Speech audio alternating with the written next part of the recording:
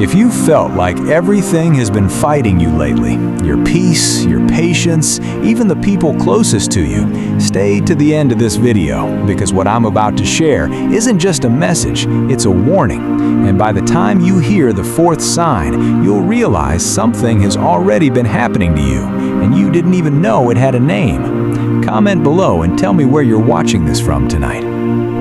There was a woman named Abigail, quiet, faithful, the kind of woman who prayed before she even opened her eyes in the morning. For 3 years, she'd been believing God for a breakthrough, a home of her own, away from her sister's cramped flat where she'd been sleeping on a pull-out sofa since her divorce. She never missed church, she tithed even when money was tight, and still nothing moved. Then, almost overnight, everything in her life seemed to go wrong at once. That's sign number 1, sudden chaos in areas that used to be stable. Abigail's car, which had run for 6 years without a single fault, broke down 3 times in 1 month. Her sister's landlord, suddenly brought up rent increases nobody had mentioned before. Small fires, one after another. And here's what most people don't understand. The enemy doesn't usually attack you when you're doing nothing. He attacks right before a shift, when your breakthrough is closer than you think. Turbulence isn't always a sign you're off course. Sometimes it's a sign you're approaching the runway. Sign number 2, people you trusted start pulling away for no clear reason. Abigail's closest friend, a woman she'd prayed with for years, suddenly went cold, canceled plans, short replies, no explanation. Abigail spent weeks wondering what she'd done wrong. But some relationships aren't ending because you did something. They're ending because they were never meant to walk into the next season with you. Not everyone who starts the journey with you is assigned to finish it. Sign number 3, inexplicable heaviness, even when nothing is technically wrong. This is the one people talk about the least because it sounds irrational.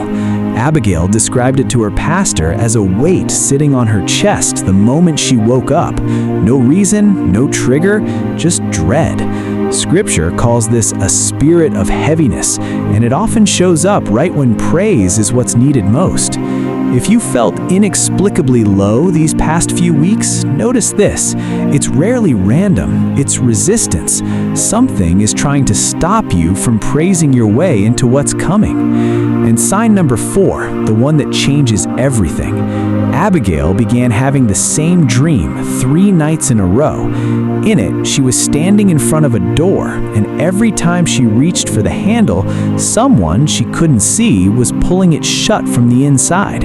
She woke up each time with her heart pounding, convinced the dream meant her breakthrough was being blocked, that some hidden enemy was working against her. She fasted, she prayed harder, she even began to suspect people in her own life, wondering if someone close to her envied her, was working against her from the shadows. Then, on a Thursday afternoon, her phone rang. It was the housing association. A flat had come available. Modest, 2 bedrooms, in the exact area she'd been praying for. She should have been overjoyed. Instead, she felt that same heaviness from her dream, and she asked the officer on the phone a strange question. Has anyone been trying to get this flat before me?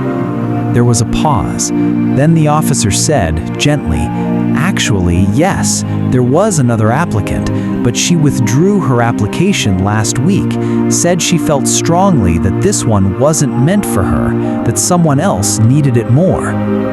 Abigail didn't sleep that night, because the person on the other end of that closed door in her dream wasn't an enemy at all.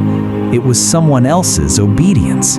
Somebody she would never meet had heard a quiet instruction to step aside and obeyed it so that Abigail's door could finally open. The chaos, the friends who drifted, the heaviness, even the dream itself hadn't been an attack on her blessing. They'd been the sound of it being prepared, moved into place by hands she couldn't see, through a stranger's yes she'd never know about. Here's what I want you to sit with tonight. not every sign of struggle means you're under attack. Sometimes it means your breakthrough is requiring somebody else's obedience before it can reach you, and requiring yours before it reaches the next person. If this reached you tonight, don't scroll past it. Say, "I receive this" in the comments, and tell someone who needs to hear it that their door is closer than they think.